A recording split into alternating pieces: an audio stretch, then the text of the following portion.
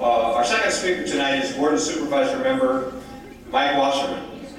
Mike is a native Californian, graduated from the University of Southern California in psychology. He's a registered tax preparer and certified financial planner.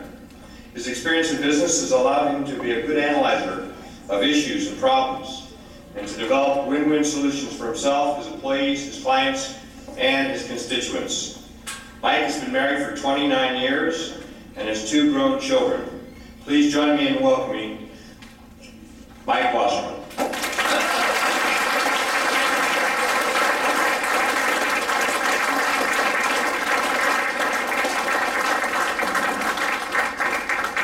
Thank you. Good evening. First of all, I have to update that bio. I've now been happily married for 31 years. And our son graduated college 60 days ago and he has a job. Yes.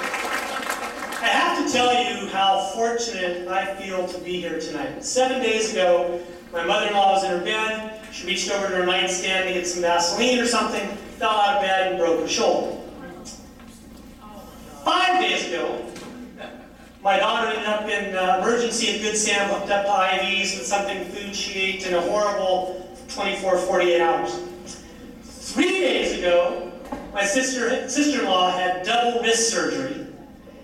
And yesterday morning, I was under general anesthesia as they were giving me shots in my back for 2 compressed torn discs and a vertebrae and all the rest. So, I am pain-free right now, and I am very happy, and my son's got a job.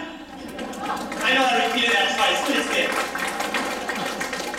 Let me tell you a little bit of a difference. As was said, I finished 2 terms Los Gatos Town Council, served twice as mayor, balanced the budget every year, as Pete said, has to be done by law. But during those 8 years, we brought the number of employees in Los Gatos down 20%, but only 180 to 150. Those are very small numbers.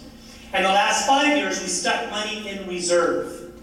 Built a new library, a police station, and a soccer field to not increase taxes. And we've got enough money set aside there for 2 or 3 years as this recession continues. So when Don Gage was turned out, I saw an opportunity to go on to bigger things. To give you an idea of bigger, the county's budget is $4.25 billion. It's the biggest employer in Santa Clara County with 15,500 employees. Based on GDP, it's one of the bigger countries in the world. Okay? Santa Clara County is 15 cities plus all the unincorporated area. I'm a supervisor for District 1, which is 800 square miles. The other 4 districts combined are 300 square miles. So that's the county. The county's daily payroll is $6 million. The county, when it makes laws, those laws apply to the people that live in the unincorporated areas. In Los Gatos, there's 22 unincorporated pockets. Those laws, planning department, apply to those. In San Jose, there's several unincorporated. San Martin itself, between Morgan Hill and Gilroy, is all unincorporated. So the county's laws apply to the unincorporated areas, not to the cities. Cities make their own laws. The county has county fire. The county has the sheriff department, probation, district attorney, juvenile hall, all those things. The county library system has nothing to do with the county. It's just a bad name. No money from the county goes to the library system. The county library system is a separate district. The county board of education has nothing to do with the county. It's just a stupid name. It's the state of California. Okay? These are some of the things that I learned over the last year. A year ago, I was up here telling you what I had done and what I plan to do. And the number one thing, I balance budgets for a living. I'm a financial planner. I've been a small business owner for 30 years. The county had 10 years in a row of deficits. As Pete said, there's been deficits when times are good, times are bad. By law, you have to budget on time. We do that. It's all a question of how you budget. So a year ago, when I got into the primary and then I won in November, and thank you for all your support, I then started peeling the layers of the onion back to find out about this county. This county of 15,500 employees. Pete mentioned they went from 8,000 employees down to what, 5,000 or 6,000, Pete? 5. they're down to 5,000 employees. In the last 5 years, times have been tough. Companies, except for maybe Google, Netflix, and Apple, have downsized. San Jose downsized. They had to do that. That county, 5 years ago, had 15,400 employees. The county now has 15,500 employees. They didn't downsize. My chief of staff, I kept the entire staff from Don Gage because they knew what they were doing. I was the one who had to learn. I wanted the transition to be seamless. So if you called up and you lived in District 1, which is Los Gatos, Morgan Hill, Gilroy, and San Jose Districts 10, 2, and 8, my district goes up to Lake Observatory and down to Gilroy. Okay? I wanted the constituents who called up not to hear, oh, I'm new here and the supervisors knew, we'll get back to you in a couple of weeks. So I kept all of them. My chief of staff has been there 22 years. He has a master's, he's also an attorney. 2 of my other people have been there 14 years. They each have masters. So I kept all of them. And I've been learning, I'm a quick study. Okay? I'm a quick study. I've learned a ton. And I'll share some of what I've learned with you about what existed. And then, I'm so glad to be here. I'm going to share the good news that has taken place in the last 3 weeks. And the direction the county ship has turned. Things have changed. I got a couple of votes on my side a few weeks ago. The others chimed in as well. We got a 5-0 vote, and I'll save that part for the end. But what I'm here to tell you is when I got into the county, I started finding out about things. I found out about things such as when a county employee goes to Kaiser, they've got a $5 copay for being seen by a doctor or for a prescription. Now, to all of you, $5 seems pretty low. When I was with Humana and I bought a prescription, I had to pay the first $50. My copayment was $20. This was $5 and $5. I thought, boy, what a deal.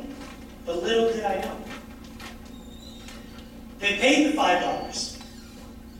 They got the receipt. They went back to the county. They got $4 back. And what?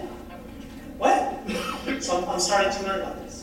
Then I learned about this thing called, not FTEs. FTEs are full-time employees. Most of you know what that term means. What I learned about, because we didn't have these in Los Gatos, were funded vacant positions.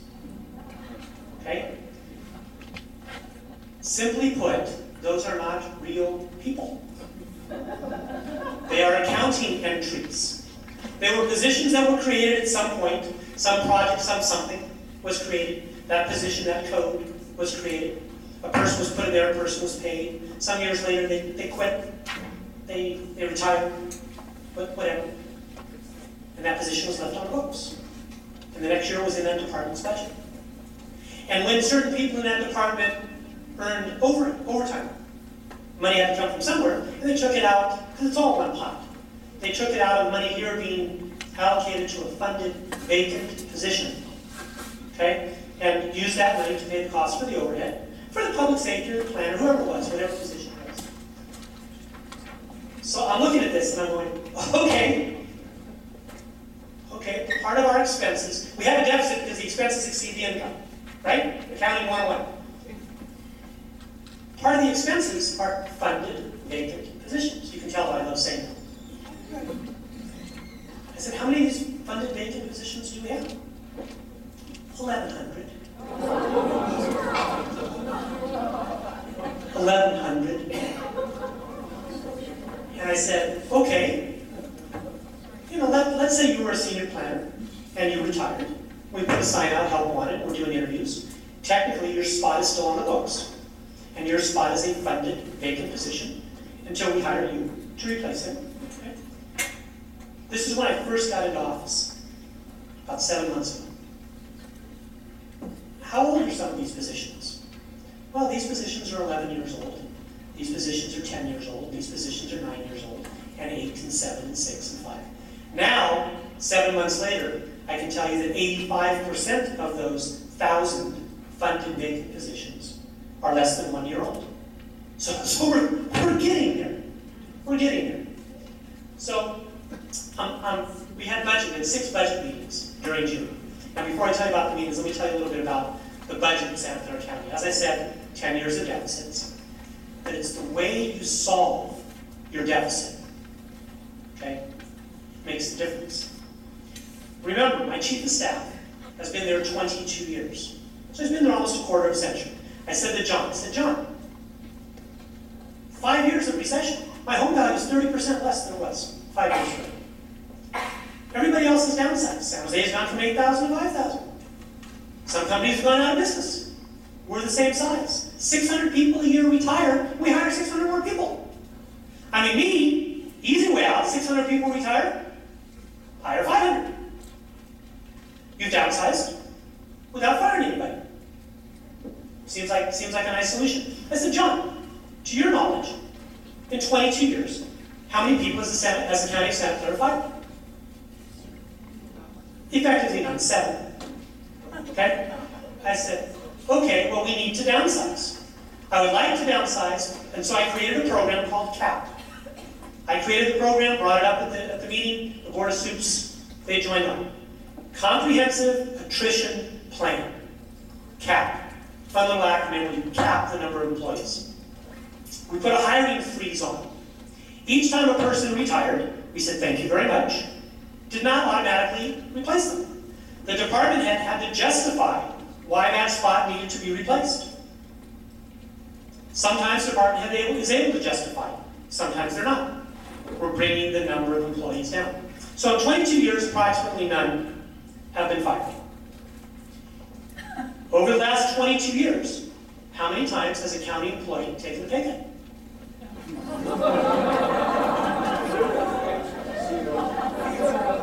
We have a winner in the front row, our former planner. 0. Okay? So I said, okay, we got to bring costs down. So we started having our budget meetings. We had 6 budget meetings in June. And each department head was given a target. The CEO said, okay, council, I'm still in council. Okay, Board of Supes, we have a deficit this year of $220 million. I said, $220 million? Where did that come from? Well, the past 9 years, and Pete did it very well, kicking the can down the road, the county deferred paying things. The county used what are called one-time funds. Rather than making cuts, they used one-time funds to fix the budget. So now I've learned about vacant funded. Now I'm learning about one-time funds. Self-employed businessman, I don't have one-time funds. You got income and expenses. If things are going poorly, you work at the store and you lay some people off. Okay? Be that as it may. So I said, one-time funds. Last year's budget deficit was $200 million. They balanced the budget by applying $135 million of one-time funds. Borrowed against the future, used some monies that were left over from the past, did that, they made $65 million in cuts. $135 million in one-time funds. Year before that, they had $120 million in one-time funds. Year before that, about 105, 110, da-da-da-da-da-da. Last 10 years, they've either deferred expenses, or used one-time funds, or a combination of both to balance the budget on time. The county uses the fiscal year as most businesses do, starting July 1st. July 1st of last year, July 1st of 2010 was the first day of the year that just ended. Everybody with me on that? Day 1 year and 10 days ago? First day, we were $132 million in the hole.